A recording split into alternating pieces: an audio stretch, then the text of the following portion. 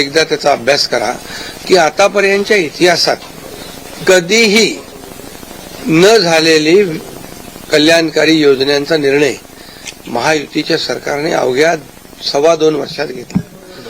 हा इतिहास आहे आणि या योजना महाराष्ट्राच्या इतिहासामध्ये सुवर्णाक्षराने लिहिल्या जातील.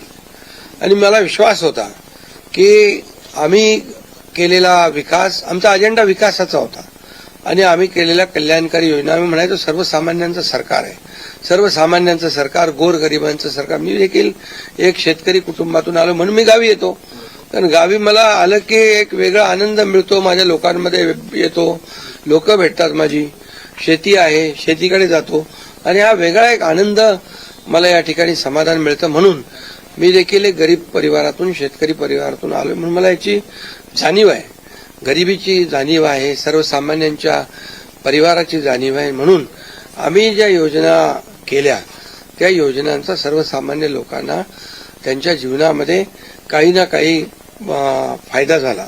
आणि म्हणून आम्ही म्हणाल तर इकोसिस्टीम तयार केली.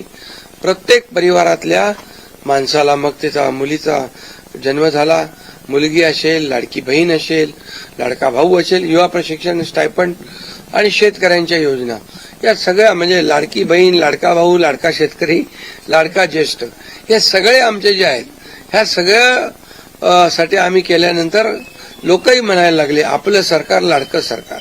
आणि मला विश्वास होता की या निवडणुकीमध्ये प्रचंड यश मिळेल. आम्ही ज्या योजना केल्या त्याचं प्रतिबिंब या निवडणुकीमध्ये पाहायला मिळालं आणि तसंच्या तसं आतापर्यंतच्या इतिहासामध्ये एवढ्या मेजॉरिटीने महायुतीला जे यश मिळालं ते कधीच मिळालं नव्हतं. मोठ्या प्रमाणात अशी मागणी आहे की तुम्ही मुख्यमंत्री व्हावं, अशा प्रकारची खूप मागणी आहे. नेमकं काय ठरलंय याचीही उत्सुकता नाही. यामध्ये बघा, साहजिक आहे, जनतेच्या मनामध्ये मी जे काम केलं, मुख्यमंत्री, जनतेचा मुख्यमंत्री, मी कॉमन मॅन म्हणून जे काम केलं, मी म्हणायचो सीएम म्हणजे चीफ मिनिस्टर नुसतं नाही तर कॉमन मॅन. आणि कॉमन मॅन समजून मी काम केल्यामुळे कॉमन मॅनच्या ज्या अडचणी आहेत, दुःख आहेत, ते मी समजून घेऊन सोडवण्याचा प्रयत्न केला. त्यामुळे साहजिक आहे लोकांची भावना. पण आणि त्याबरोबर मुख्यमंत्री म्हणून माझ्या नेतृत्वाखाली निवडणुका झाल्या, माझे दोन्ही उपमुख्यमंत्री सोबत होते, सर्व सहकारी सोबत होते आणि मिळालेले यश हे अतिशय प्रचंड आहे. आणि यामध्ये मी म्हणूनच याच्यामध्ये कोणाचाही संभ्रम नको म्हणून मागच्या आठवड्यामध्ये मी प्रेस कॉन्फरन्स घेतली. आपल्याला माहित आहे की यामध्ये आदरणीय प्रधानमंत्री नरेंद्र मोदीजी, आदरणीय अमितभाई शाह गृहमंत्री, भाजपाचे अध्यक्ष आणि हे सर्व निर्णय घेतील मुख्यमंत्री पदाबाबतचा. तो मी सांगितलं, त्याला पूर्ण शिवसेनेचा पाठिंबा आहे, माझा पाठिंबा आहे. त्यामुळे आता कुठं काही असं किंतु परंतु कोणाच्याही मनामध्ये नसावा. शेवटी मी मनमोकळेपणाने काम करणारा कार्यकर्ता आहे आणि म्हणून माझा निर्णय मी घेतलाय. सभापती पद पाहिजे म्हणून एकनाथ शिंदेचे प्रेशर नाही. हे पहा, याच्या बाबतीत चर्चा होईल, आता चर्चा होईल. चर्चेमधून बऱ्याचशा काही गोष्टी निघतील, बऱ्याचशा गोष्टी सुटतील आणि त्यामुळे आम्हाला सर्वात महत्वाचं म्हणजे आम्हाला जे निवडून दिलेलं आहे लोकांनी, त्या लोकांना ज्या काही आम्ही कमिटमेंट केलेल्या आहेत त्या राज्याच्या विकासाच्या दृष्टीने किंबहुना ज्या आम्ही लोकांची बांधील आहोत, ही बांधिलकी आम्हाला जपायची आहे. सगळ्यात महत्वाचं मला काय मिळालं, कुणाला काय मिळालं यापेक्षा जनतेला काय मिळणार आहे. महाराष्ट्रातल्या जनतेने भरभरून मतदान केलेलं आहे, मतांचा वर्षाव केला आहे. आता त्यांना आम्ही आमच्या पद्धतीने जे देण्याचा प्रयत्न होणार आहे. त्यामुळे यामध्ये लोकांच्यासाठी जे करायचं आहे ते आम्ही करणार आहोत. उपमुख्यमंत्रीपदासाठी श्रीकांत शिंदेचं नाव समोर येते आपल्या गटाकडनं, ही गोष्ट खरी आहे का? नाही बघा, चर्चा अजून सुरू आहे.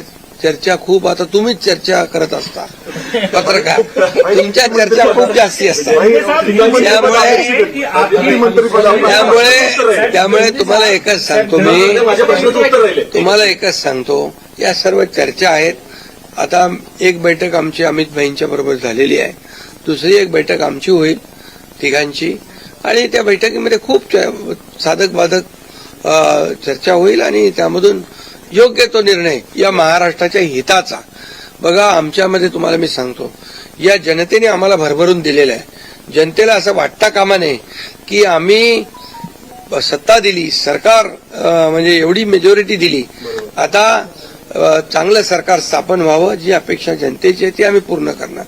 आणि आम्हाला जनतेबरोबर आम्ही उत्तरदायित्व आहोत. त्यामुळे लोक काय बोलतात, विरोधक काय, आता विरोधकांना काय काम राहिलंय का, काय राहिलंय बाकी? सध्या ईव्हीएम आता जे काय आता ईव्हीएम म्हणजे आता याच्यामध्ये मी एकच तुम्हाला सांगतो की आमच्यामध्ये कुठलाही काही समन्वयाचा अभाव नाही. समन्वयाने काम सुरू. मी तर माझी जाहीर भूमिका परत मला मांडण्याची गरज नाही. मी तर बुधवारी जो प्रेस कॉन्फरन्स घेतली त्यात सगळी भूमिका स्पष्ट मांडलेली आहे. आणि लोकांना आता काय, विरोधकांना काम नाही, विरोधी पक्षनेताही होता येत नाही, एवढी देखील संख्याबळ नाही, एवढं भरभरून प्रेम लोकांनी दिलंय. त्यामुळे आता ईव्हीएम आणि या सगळ्या गोष्टींची चर्चा चालू आहे. बघा, झारखंडमध्ये ते जिंकले तेव्हा काय ईव्हीएम चांगलं होतं का? आणि त्याचबरोबर लोकसभेमध्ये ते जिंकले तेव्हा काय ईव्हीएम चांगलं होतं? आता पण लोकसभेचा एक त्यांचा माणूस जिंकलाय या सर्व निवडणुकीत, पोटनिवडणुकीमध्ये. त्यामुळे कर्नाटकमध्ये, तेलंगणामध्ये असेल, झारखंडमध्ये असेल, यामध्ये ते विरोधी पक्षाला देखील यश मिळाले. त्यामुळे हे लाडक्या बहिणींनी एक आणि सर्वांनीच लाडक्या बहिणींचा मोठा सहभाग याच्यामध्ये, या विजयामध्ये आहे. आणि लाडक्या भावांना त्यांनी भरभरून प्रेम दिले, लाडक्या भावांनी आम्हाला प्रेम दिले, लाडक्या शेतकऱ्यांनी दिले. सर्वांनी, या सर्वांच्या एकजुटीच्या प्रेमामुळे, आशीर्वादामुळे हे सरकार एवढ्या मोठ्या प्रमाणावर मेजॉरिटी झाले.